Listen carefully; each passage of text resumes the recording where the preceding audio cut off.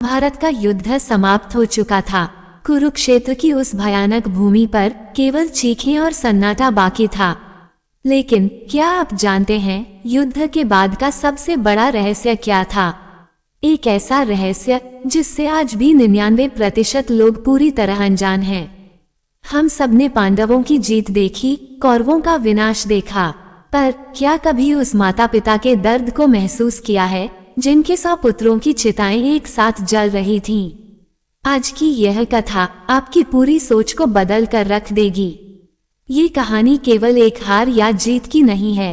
ये कहानी है गांधारी और धृतराष्ट्र के उस अंतिम और सबसे रहस्यमयी संवाद की, जब 100 पुत्रों की राख के सामने एक अंधे पिता और आंखों पर पट्टी बांधी एक मां आमने सामने खड़े थे।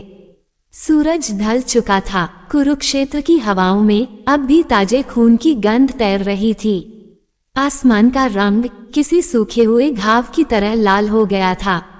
दूर तक बस राख के ऊंचे ऊंचे ढेर नजर आ रहे थे। ये ढेर उन 100 कौरवों के थे जो कभी इस धरती पर राज करने का सपना देखते थे। धृतराष्ट्र अपने कांपते हुए हाथों से उस ठंडी हो चुकी राख को टटोल रहे थे। उनकी अंधी आंखों से आंसुओं की एक सूखी नदी बह रही थी। पास ही गांधारी खड़ी थीं। उनकी आंखों की पट्टी आंसुओं से पूरी तरह भीगकर भारी हो चुकी थी। सन्नाटा इतना गहरा था कि राख के उड़ने की आवाज भी साफ सुनी जा सकती थी। उस शमशान की भयानक शांति में अचानक धृतराष्ट्र के गले से एक घुटी हुई आवाज निकली। धृतराष्ट्र ने रोते हुए कहा, हे गांधारी, मेरे तो नेत्र नहीं थे, पर तुमने सब देखकर भी आंखें मूंद लीं। क्या इन 100 चिताओं के जलने का कारण केवल मेरा अंधा मोह था, या ये कोई ईश्वरीय खेल था? गांधारी ने जब इसका उत्तर दिया तो धृतराष्ट्र के पैरों तले जमीन खिसक गई। गांधारी ने वह खौफनाक सच बताया जो भगवान कृष्ण ने उन्हें पहले ही बता दिया था। ये सच क्या था? क्या दुर्योधन सच में बुरा था या केवल एक मोहरा था? गांधारी ने ऐसा क्या कहा जिसने महाभारत के सच को पलट दिया? इस रहस्य को पूरा जानने के लिए वीडियो को अंत तक जरूर देखें। और हाँ, अगर आप ऐसे अनसुने रहस्यों को गहराई से समझना चाहते हैं तो हमारे चैनल को अभी सब्सक्राइब करें और जुड़े रहें। धृतराष्ट्र ने अपने कांपते हाथ जमीन पर रगड़े। उन्होंने एक गहरी सांस ली और कहा, गांधारी, ये राख मेरे मोह की है। मैंने जीवन भर केवल अपने पुत्रों का पक्ष लिया। मैंने सोचा राज्य मेरा है तो सब मेरा है, पर आज मेरे हाथ खाली हैं। मुझे मेरे अंधेपन का सबसे भयानक दंड मिला है। क्या मेरा प्रेम इतना पापी था? क्या एक पिता का मोह इतने बड़े विनाश का कारण बन सकता है? मैं एक राजा था, पर एक पिता के रूप में मैं पूरी तरह हार गया। मैंने उनके हर अपराध को अपना संरक्षण दिया। आज ये जो राख उड़ रही है यह मेरे उसी अहंकार की राख है। गांधारी, क्या ईश्वर ने मेरे हिस्से में केवल ये शमशान ही लिखा था? क्या मेरी कोई क्षमा नहीं है? गांधारी ने एक ठंडी सांस ली। उनकी आवाज में कोई कंपन नहीं था। उन्होंने कहा, महाराज, आप अब भी भ्रम में हैं। आप सोच रहे हैं कि यह विनाश केवल आपके मोह का परिणाम है। नहीं, ये सत्य नहीं है। हम दोनों केवल एक बहुत बड़े नाटक की छोटी सी कठपुतलियां थे। आप जन्म से अंधे थे, पर मैंने तो स्वयं अपनी आंखों पर पट्टी बांधी थी। मेरा अपराध आपके अपराध से कहीं अधिक बड़ा था। मैंने सत्य को देखने से ही इनकार कर दिया था। हम दोनों ने मिलकर जिस बीज को बोया था यह उसी का विषैला फल है। पर महाराज, ये नियति का खेल था। हमारे पुत्रों का जन्म इस धरती पर राज करने के लिए नहीं, बल्कि इस धरती का पाप मिटाने के लिए हुआ था। धृतराष्ट्र चौंक गए। उन्होंने पूछा, क्या कह रही हो तुम? मेरे पुत्र पाप मिटाने आए थे। वे तो स्वयं पाप के भागीदार थे।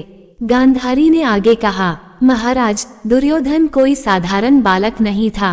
क्या आपको स्मरण है उसके जन्म के समय कैसे अपशकुन हुए थे? वो कलियुग का अंश था। उसे इस युग के अंत और नए युग के आरंभ के लिए ही चुना गया था। यदि दुर्योधन इतना हठी न होता तो क्या कभी महाभारत का ये भीषण युद्ध होता? क्या कभी धर्म की पुनः स्थापना हो पाती। नहीं महाराज, दुर्योधन तो केवल एक साधन था, उसे वही करना था जो उसने किया। ईश्वर को एक ऐसे पात्र की आवश्यकता थी जो सारा कलंक अपने सिर ले सके। हमारे पुत्र ने नियति का वही चक्र पूरा किया है। गांधारी की बातें सुनकर धृतराष्ट्र सुन्न पड़ गए। उनका शरीर पसीने से भीग गया। गांधारी फिर बोली, वासुदेव कृष्ण ने मुझे युद्ध से पहले ही सब कुछ बता दिया था। उन्होंने कहा था, माता, संसार जिसे खलनायक मानेगा वह वास्तव में मेरे ही रचे हुए महाकाव्य का सबसे महत्वपूर्ण अध्याय है। दुर्योधन के बिना गीता का कोई अस्तित्व नहीं होता। उसके बिना संसार को धर्म और कर्म का यह महान ज्ञान कभी प्राप्त नहीं होता। महाराज, हमारे पुत्र कोई राक्षस नहीं थे, वे तो काल के उस भयानक चक्र का एक अनिवार्य हिस्सा थे। उन्होंने अपना काम किया और मृत्यु को प्राप्त हुए। ये राख किसी हार की निशानी नहीं है, ये राख तो उस महायज्ञ की भस्म है जिसमें हमारे पुत्रों ने स्वयं अपनी आहुति दे दी। धृतराष्ट्र जोर जोर से रोने लगे। उनके हृदय का सारा बोझ अब आंसुओं के रूप में बह रहा था। उन्होंने कहा, तो क्या हम केवल मोहरे थे? क्या हमारी भावनाओं का, हमारे दर्द का कोई मोल नहीं? गांधारी ने पास आकर धृतराष्ट्र का हाथ पकड़ लिया। उन्होंने भारी स्वर में कहा, हमारा मोल केवल इतना है महाराज कि हमें ये दुख सहना ही था। ये शमशान हमारी उसी नियति का अंतिम सत्य है। हमने जो भी किया वह हमारी अपनी प्रकृति थी। आपने पुत्र मोह में राजधर्म भुलाया और मैंने पत्नी धर्म के अहंकार में मातृ धर्म भुला दिया। हम दोनों ही इस महाविनाश के असली अपराधी हैं। आज इस राख के सामने खड़े होकर हमें किसी और को नहीं बल्कि स्वयं को क्षमा करना होगा। ये सबसे कठिन काम है। धृतराष्ट्र ने पूछा, पर क्या तुमने उस वासुदेव को क्षमा कर दिया? क्या तुमने उसे श्राप नहीं दिया? गांधारी की आंखों से पहली बार आंसू छलक पड़े। पट्टी के नीचे से खून मिश्रित आंसू बहने लगे। उन्होंने कहा, मैंने श्राप दिया महाराज। मैंने क्रोध में आकर उस नारायण को ही श्राप दे दिया। मैंने कहा कि जैसे मेरा वंश नष्ट हुआ है वैसे ही तुम्हारा यदुवंश भी आपस में लड़कर समाप्त हो जाएगा। और जानते हैं महाराज, उस कृष्ण ने क्या किया? वह मुस्कुराया। उसने मेरा श्राप एक वरदान की तरह स्वीकार कर लिया। उसने कहा, माता, मैं तो इसी श्राप की प्रतीक्षा कर रहा था, क्योंकि मेरा कार्य भी अब पूरा हो चुका है। महाराज, वह ईश्वर होकर भी हमारे श्राप का बोझ उठाने को तैयार है। ये सुनकर धृतराष्ट्र पूरी तरह शांत हो गए। उनकी सारी पीड़ा, सारा क्रोध जैसे एक पल में ही वाष्प बनकर उड़ गया। उन्होंने राख को अपनी मुट्ठी में भरा और उसे माथे से लगा लिया। उन्होंने कहा, गांधारी, आज तुमने मेरे मन की सारी गांठें खोल दी। अब मुझे कोई दुख नहीं है। यदि मेरे पुत्र ईश्वर की योजना का हिस्सा थे तो मैं इस राख को अपने भाग्य का प्रसाद मानकर स्वीकार करता हूँ। गांधारी ने भी उस राख को छुआ। दोनों पति पत्नी उस भयंकर शमशान में एक दूसरे का हाथ थामे शांति से खड़े थे। अब वहां कोई विलाप नहीं था, केवल एक गहरा मौन था। वह मौन जिसमें जीवन का सबसे बड़ा सत्य खामोशी से गूंज रहा था। नियति के आगे सबका अहंकार शून्य है। दोस्तों, इस कथा से हमें ये गहरी सीख मिलती है। जीवन में कभी कभी जो बहुत बुरा लगता है वह भी किसी बड़ी ईश्वरीय योजना का हिस्सा होता है।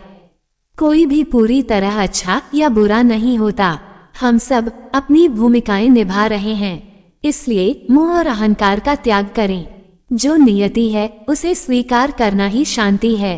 आपको गांधारी और धृतराष्ट्र का यह अंतिम संवाद कैसा लगा? क्या सच में दुर्योधन केवल एक मोहरा था? अपने विचार हमें लिखकर जरूर बताएं। इस कथा को पसंद करें और सभी के साथ साझा करें। अगली कड़ी में हम बताएंगे महाभारत का एक और खौफनाक रहस्य। जब अश्वत्थामा ने रात के अंधेरे में वह महापाप किया जो कोई राक्षस भी नहीं कर सकता था। आखिर क्या था वह रहस्य? जानने के लिए जुड़े रहें।